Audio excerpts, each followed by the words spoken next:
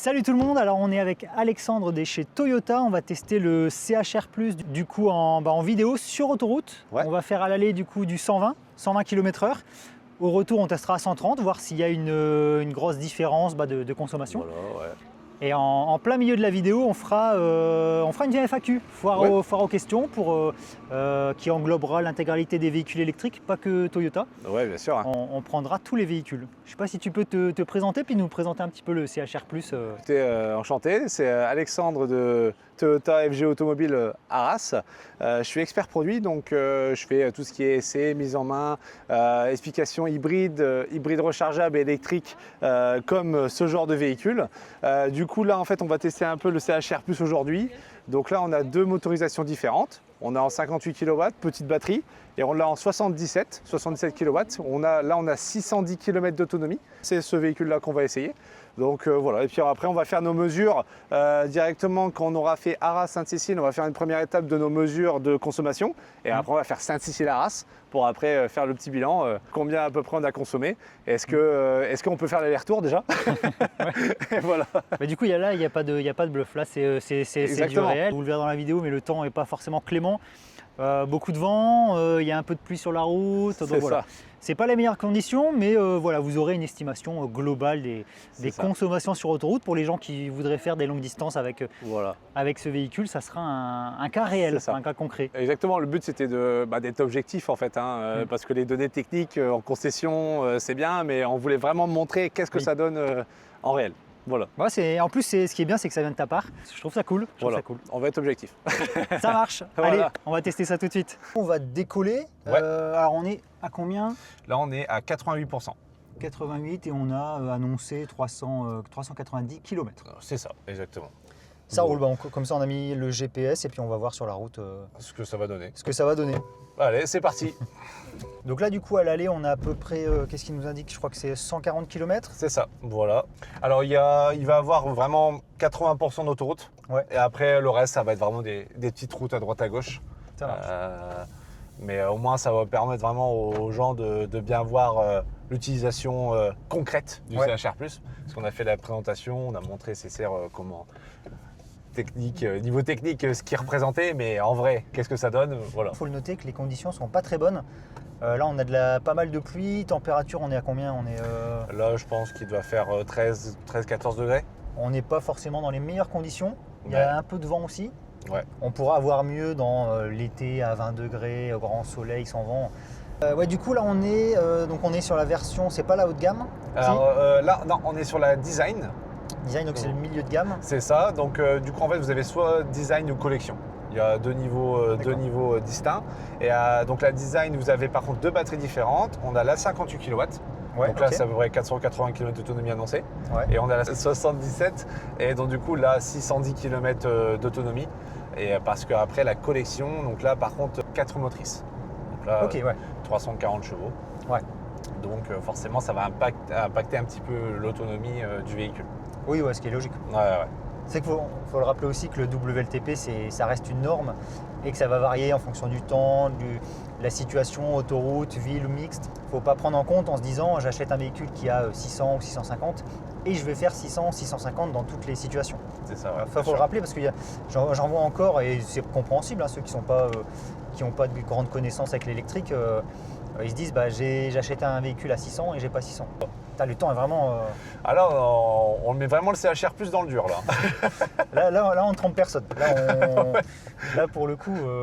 On n'a pas choisi grand soleil, tout ça, non. Là les gens dans les commentaires pourront pas nous dire ouais mais vous avez pris les meilleures conditions. Alors non, pas du tout. Là il n'y a pas d'excuse là. En plus, les consommations, d'après ce que j'ai vu, sont plutôt pas mal sur le CHR+. Là, ici, on est à 14 kW de consommation moyenne. Après, sur autoroute, je pense qu'on va aller chercher les 16-17, je pense. Et comment dire, puis après, je pense que je vais expliquer un petit peu niveau autoroute, comment on va gérer au niveau du régulateur, au niveau de la vitesse, tu sais, à l'aller et au retour. Et voilà, je pense que ça pourrait être pas mal. Ouais, non, ça va être bien. Ouais. C'est que ce qu'on va faire, c'est qu'on a, du coup, on a à peu près... alors on a 80 km d'autoroute mais 140 en tout au niveau de la route. Ouais. On réinitialisera pour les 80 km d'autoroute, au moins on aura un truc vachement précis. À l'aller on se fera du 120 et au retour on se fera du 130. Parce que c'est vrai qu'à 120, il y a quand même une différence qui n'est pas négligeable. Du coup, on aura les deux situations. Comme ça, les gens pourront voir un petit peu déjà la différence et voir la consommation du CHR+. Ouais. Là, j'ai vu un youtubeur, il avait fait une vidéo, j'ai trouvé assez marrante, combien on fait de route avec 0% de batterie. Ah oui. Ouais, je crois que Max BLD le fait, je crois que c'est ça, sur pas mal de vidéos. Ouais, c'est intéressant. C'est assez marrant à voir. Bon alors, il ne faut surtout pas le faire parce que pour la santé des batteries, c'est mauvais hein, de retirer toute l'énergie de la batterie. Mais après, je pense que pour l'expérience, oui, c'est quelque chose de marrant. Ouais, puis je crois qu'il y a son collègue qui est calé en technique, qui contrôle la batterie avec son téléphone, voir vraiment si là il y a du danger ou pas. Donc, oui, d'accord, ok. Mais c'est pas mal parce qu'on se rend compte que finalement, il y a des véhicules, même avec 0%, ils peuvent faire des fois 10-20 km c'est ça. sans problème. Bien sûr. Voilà, du coup, je te propose qu'on réinitialise la conso. Allez. Et puis après, on se met en vitesse de croisière 120 pour l'aller. On n'a pas envie de rouler à plus de 100, le BM devant nous. Là, il va consommer alors. Mais nous, on n'a pas peur. Et nous, on rigole pas. On rigole pas. On est dans le CHR+. Ouais, puis pour rappeler, alors on va pas tout refaire la vidéo parce que c'est vrai qu'on a fait déjà une vidéo complète dessus. Donc pour rappeler, c'est 150 kW de puissance de charge. Ouais, c'est ça. 77 kWh de batterie. Ouais. Pour ceux qui veulent voir quelque chose d'un peu plus complet, il y a la vidéo qui est dispo. Hein. On va faire en parallèle de la vidéo, donc là on fait l'autonomie du CHR+, mais on fait aussi une FAQ. Mais là globalement, pas forcément ciblé Toyota, là ciblé plus électrique. C'est ça, exactement. Donc toi tu as pas mal de connaissances en électrique qui pourront... où tu pourras... Ah, faut pas te louper. Où tu pourras nous apporter ton savoir. Ouais, c'est ça. Alors le premier, c'est donc là on est sur du 150 kW et il y a une PC Georges qui nous dit 150 kW c'est ultra mid, donc c'est en gros vachement, pour lui c'est vachement limité comparé à ce qui se fait. Pour toi, est-ce que c'est limite ou de toute façon c'est un peu l'éternel débat, c'est que c'est bien d'avoir sur une fiche technique 300, 400 kW, ça je suis bien d'accord, mais le truc c'est qu'une batterie ça chauffe. Donc imaginons, vous branchez votre voiture 300 kW sur une charge ultra rapide. Certes, les 15 premières minutes, le véhicule va donner à fond et vous allez avoir une super charge, sauf que la batterie va commencer à chauffer. Qu'est-ce qu'elle va faire la voiture? Elle va réduire la charge pour réduire cette chaleur et du coup on va avoir après la courbe de charge qui va diminuer. Donc après votre moyenne de charge des fois, en fait elle va être vraiment très basse. Donc on peut avoir une moyenne de charge sur un véhicule avec 300 kW à 80 et pour autant un véhicule avec 150 kW de charge avec une moyenne de 100 kW. Donc oui. Ouais, c'est un peu... Ouais, c'est vrai qu'on le voit souvent.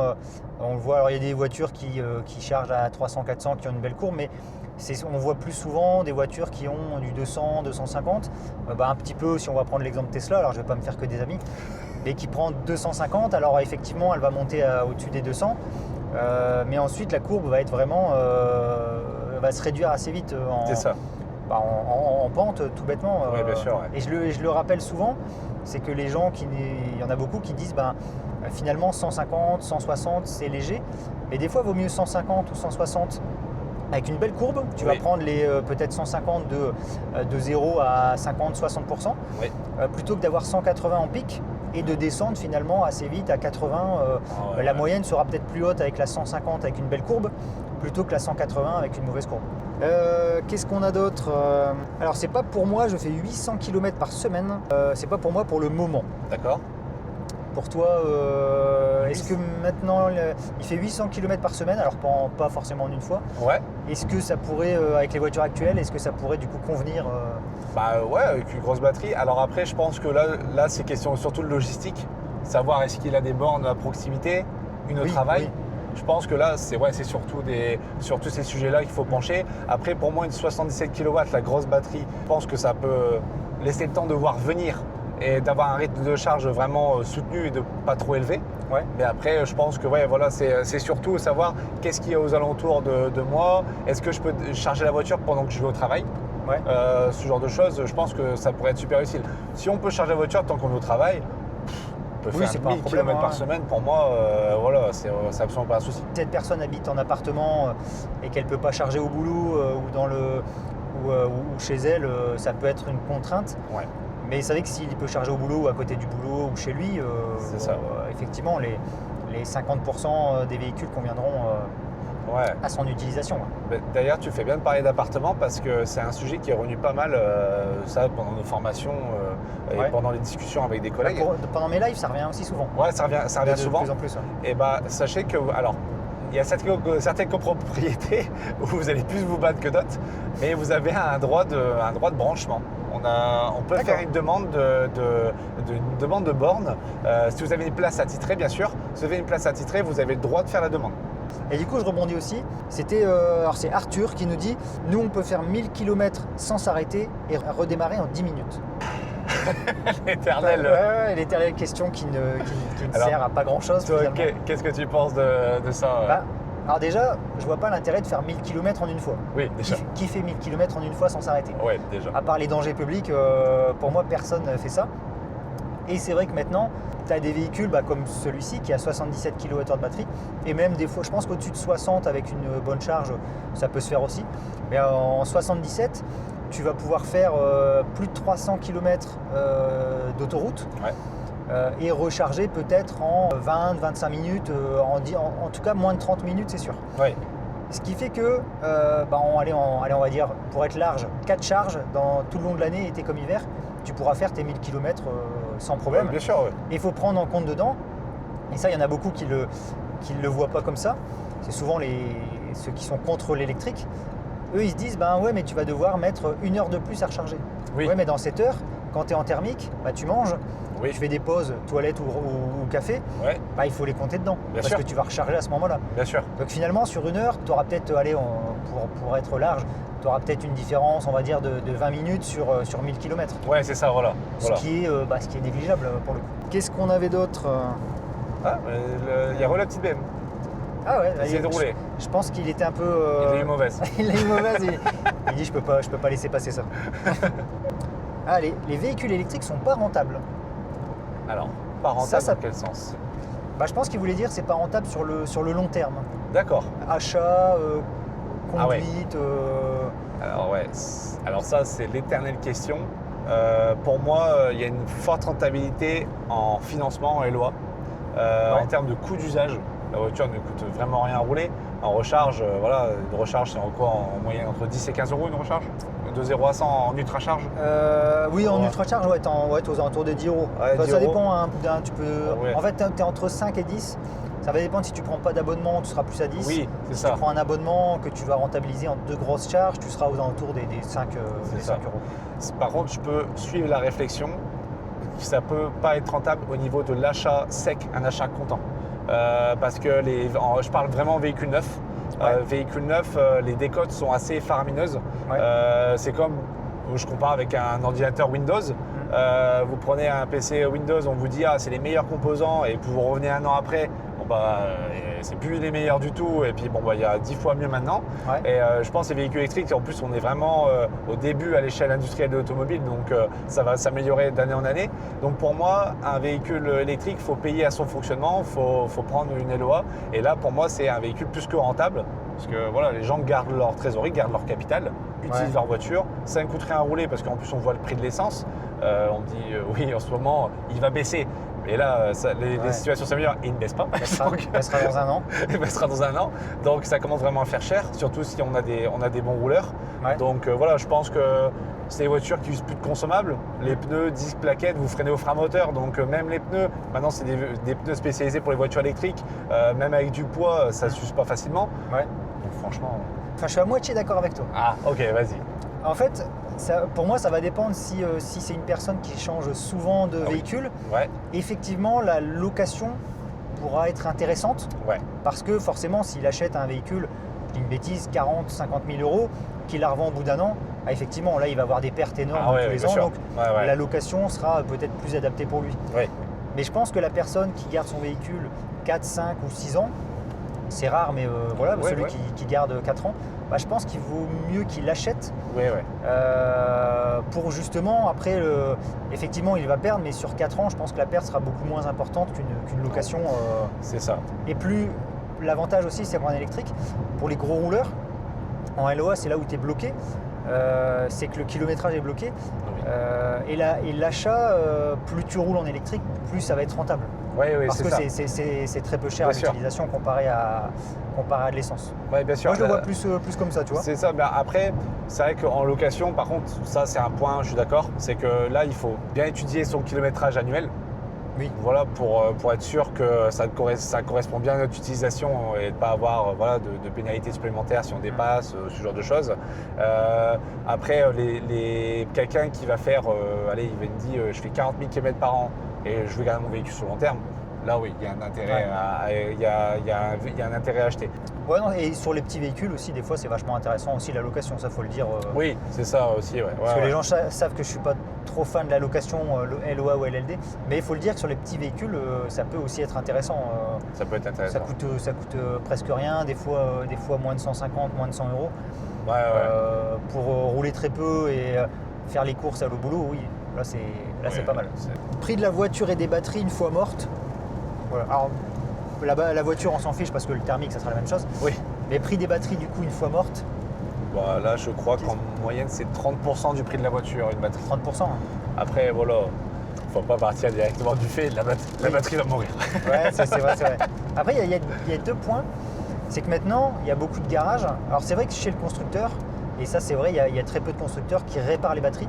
Ils font souvent des échanges standards. Ouais, alors que ça soit sous garantie ou non, parce que les batteries sont garanties 8 ans ou minimum 160 000 km. Ouais. Mais c'est souvent de l'échange standard, je pense que c'est plus simple que de la réparation. Mais maintenant, tu as beaucoup de petits garages qui s'ouvrent et qui font de la réparation de batteries. Oui, bien sûr. Donc le prix de la réparation, c'est souvent 4-5 fois moins cher que le prix de la batterie. Oui. Et après, il faut aussi voir qu'un thermique, sur tout le long de sa vie, si admettons sur 300 000 km, il aura fait des réparations. Bien sûr. Il aura fait une courroie, il aura fait la pompe à eau, enfin plein de petits trucs. Il peut avoir des turbos, il peut avoir un embrayage, une boîte de vitesse. Il y a énormément plus de facteurs de panne sur un thermique, vraiment sur le long terme. Et je pense que si tu cumules tout ça, à mon avis, tu es plus cher que la réparation ou même l'achat de certaines batteries. Franchement, je serais vraiment pas étonné qu'on se retrouve à peu près au même montant en fait à la fin. Ouais, je pense.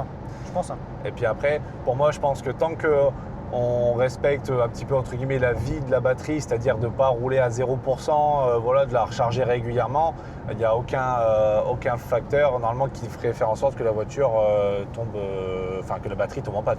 Oui.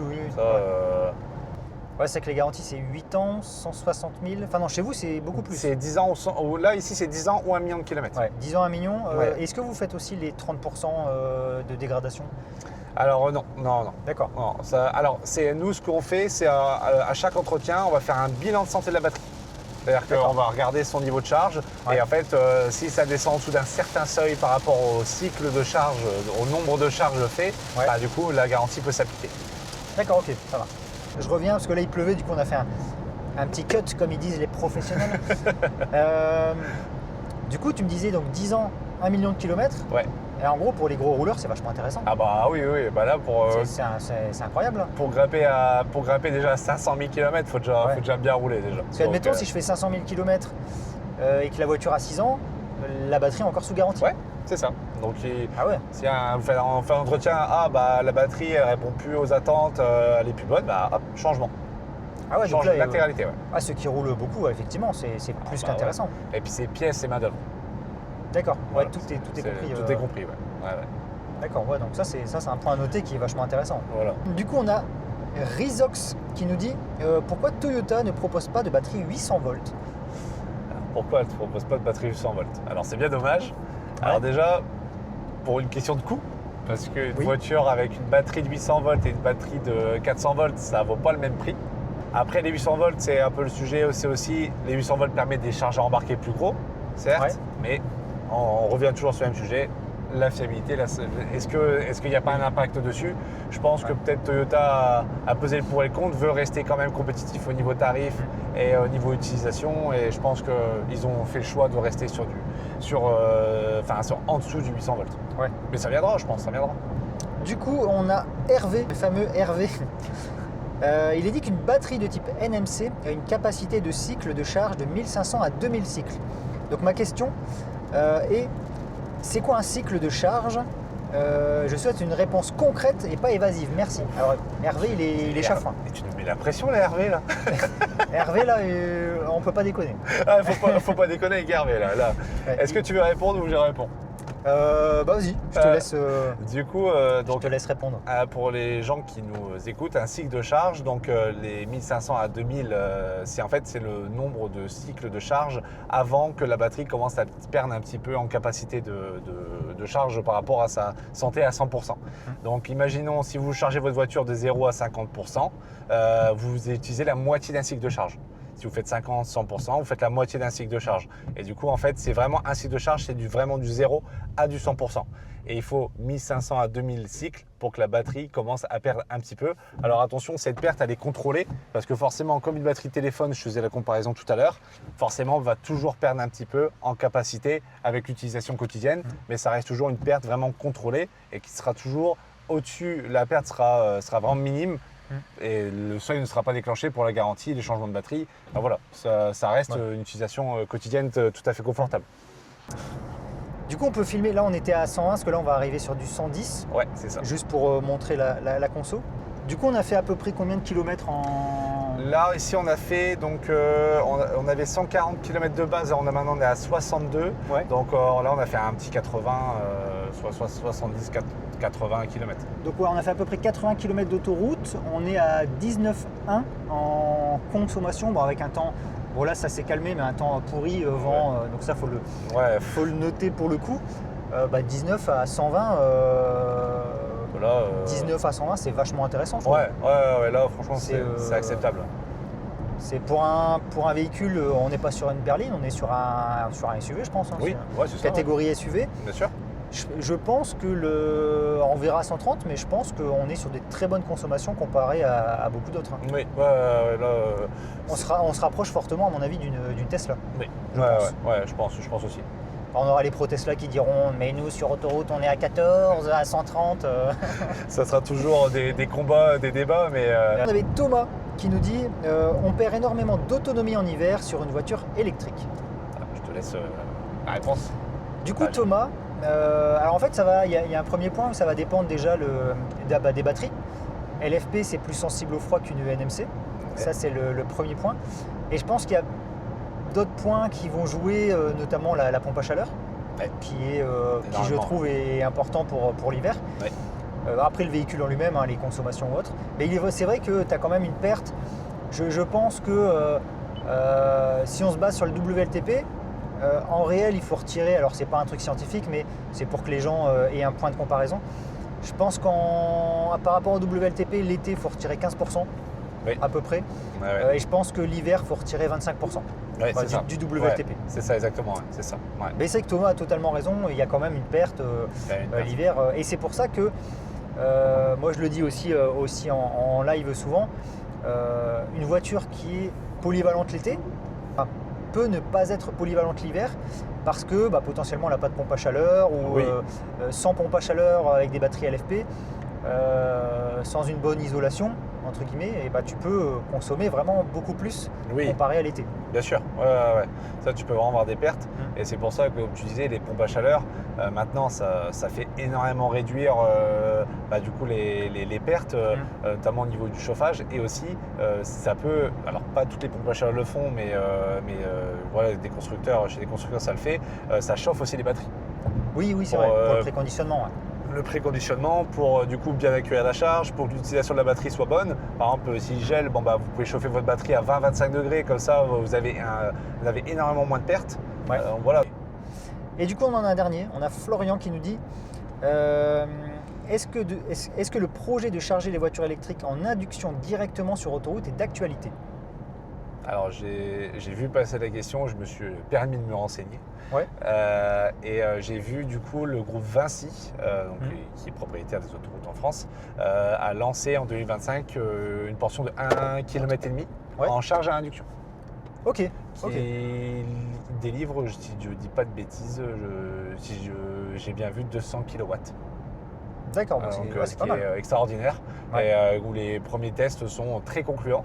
Alors pour les voitures, je pense électriques en particulier, peut-être que nous on n'aura pas vraiment accès à cette technologie, je ne sais pas. Ouais. En tout cas, je pense qu'il y a un réel intérêt pour les transports routiers camions. Oui, je camion, pense que là, là, c'est pas mal. ça pourrait être vraiment intéressant. Donc à voir ce que ça donne.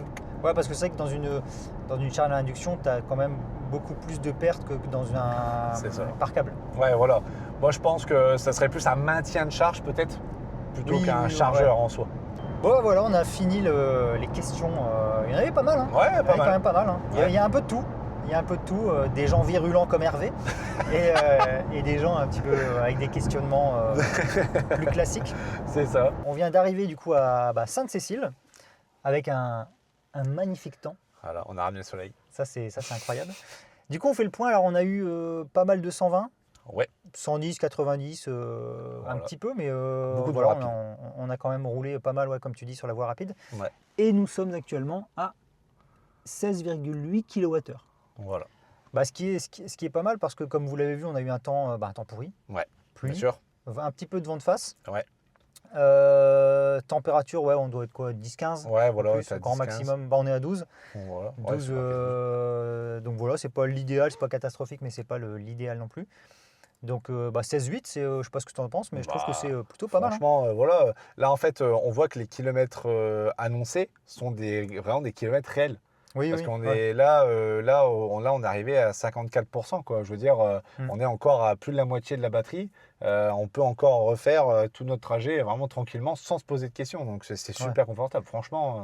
Ouais, là on a fait 140 km du coup, beaucoup de voies rapides, un peu de mixte. Ouais. Enfin du 90, 110, 120. Ce qui est vachement intéressant pour une taille de batterie comme ça. Là tu fais quand même un peu de borne. Ouais. De borne. Là on enchaîne quand même un peu les kilomètres. Ouais. Donc du coup on est arrivé à Sainte-Cécile sans grande difficulté, on n'est pas tombé en panne, donc ça c'est top. Ouais. Là ici, donc on est parti à 88% de batterie, on est arrivé à 52%.